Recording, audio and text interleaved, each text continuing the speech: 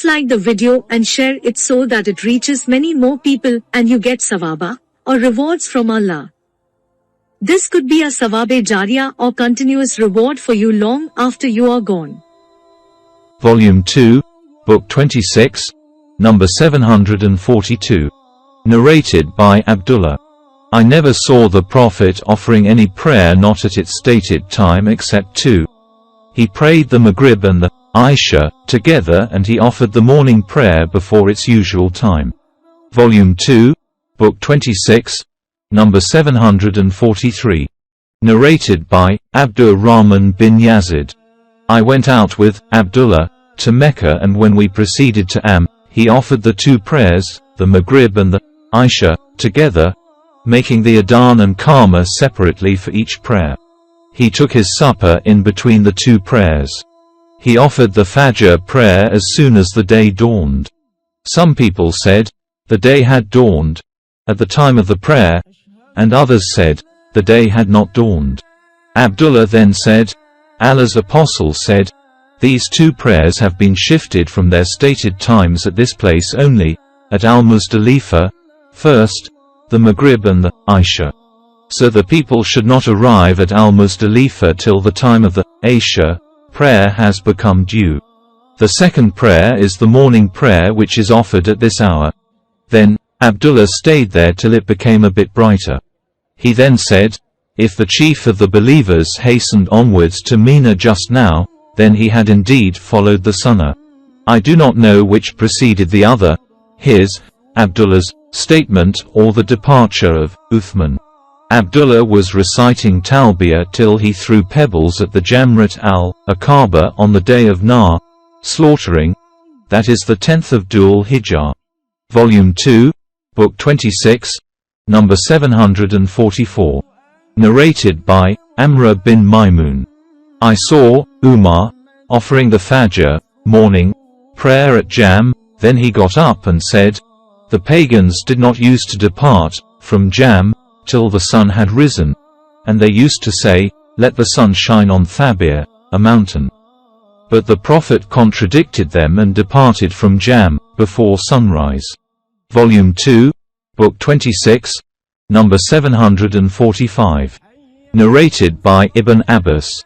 The Prophet made Al-Faqul ride behind him, and Al-Fadl informed that he, the Prophet, kept on reciting Talbiyah till he did the Rami of the Jamrat al-Aqaba. Volume 2, Book 26, number 746. Narrated by Ubaydullah bin Abdullah.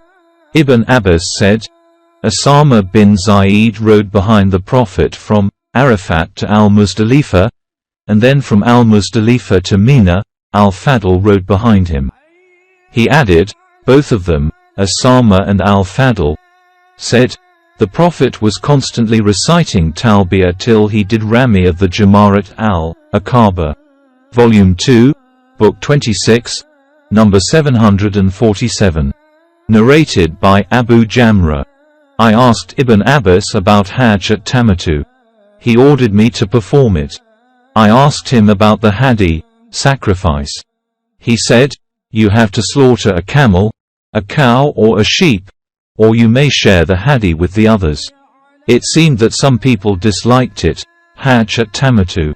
I slept and dreamt as if a person was announcing, Hajj Mabrur, and accepted Mata, Hajj at Tamatu. I went to Ibn Abbas and narrated it to him. He said, Allah is greater. That was the tradition of Abu al-Qasim, i.e. Prophet.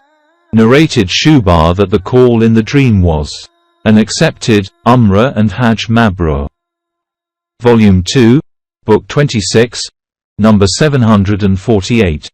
Narrated by Abu Hurairah. Allah's Apostle, P.B. U.H. saw a man driving his badana, sacrificial camel. He said, ride on it. The man said, it is a badana. The Prophet said, ride on it. He, the man, said, it is a badana. The Prophet said, ride on it. And on the second or the third time he, the Prophet, added, woe to you.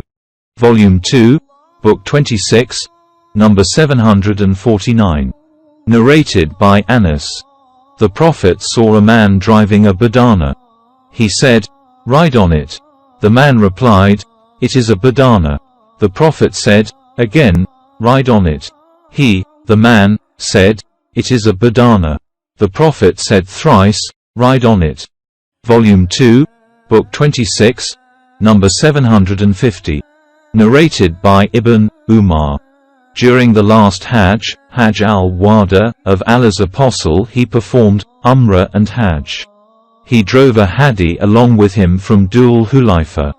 Allah's Apostle started by assuming ihram for Umrah and Hajj. And the people, too, performed the Umrah and Hajj along with the Prophet. Some of them brought the Hadi and drove it along with them, while the others did not. So, when the Prophet arrived at Mecca, he said to the people, "Whoever among you has driven the Hadi, should not finish his ihram till he completes his Hajj. And whoever among you has not driven the Hadi with him, should perform Tawaf of the Kaaba and the Tawaf between Safa and Marwa. Then cut short his hair and finish his ihram, and should later assume ihram for Hajj. But he must offer a Hadi, sacrifice, and if anyone cannot afford a Hadi, he should fast for 3 days during the Hajj and 7 days when he returns home." The Prophet performed Tawaf of the Kaaba on his arrival at Mecca. He touched the black stone corner first of all and then did Ramal, fast walking with moving of the shoulders, during the first 3 rounds round the Kaaba, and during the last 4 rounds he walked.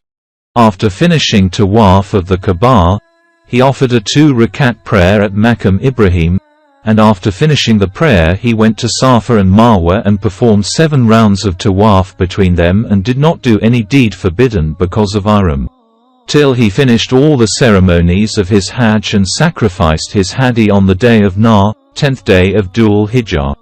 He then hastened onwards to Mecca and performed Tawaf of the Kaaba, and then everything that was forbidden because of ihram became permissible. Those who took and drove the Hadi with them did the same as Allah's Apostle did. Volume 2, Book 26, number 751. Narrated by Nafi. Abdullah bin Umar said to his father, "Stay here, for I am afraid that affliction between Ibn Zubair and al-Hajjaj might prevent you from reaching the Kaaba." Ibn Umar said, "In this case, I would do the same as Allah's Apostle did. And Allah has said, 'Verily, in Allah's Apostle, you have a good example to follow.' So, I make you, people, witness that I have made Umrah compulsory for me." So he assumed al-Ihram for Umrah. Then he went out, and when he reached al-Baida, he assumed ihram for Hajj and Umrah together, and said, "The conditions, requisites, of Hajj and Umrah are the same." He then brought a Hadi from Qudid. Then he arrived at Mecca and performed Tawaf between Safa and Marwa once for both Hajj and Umrah, and did not finish the al-Ihram till he had finished both Hajj and Umrah. Volume 2, Book 26, number 752. Narrated by al-Miswar bin Makrama and Marwan. The Prophet set out from Medina with over 1,000 of his companions at the time of the Treaty of Hudaybiyah, and when they reached Dhul Hulayfa, the Prophet garlanded his Hadi and marked it and assumed ihram for Umrah.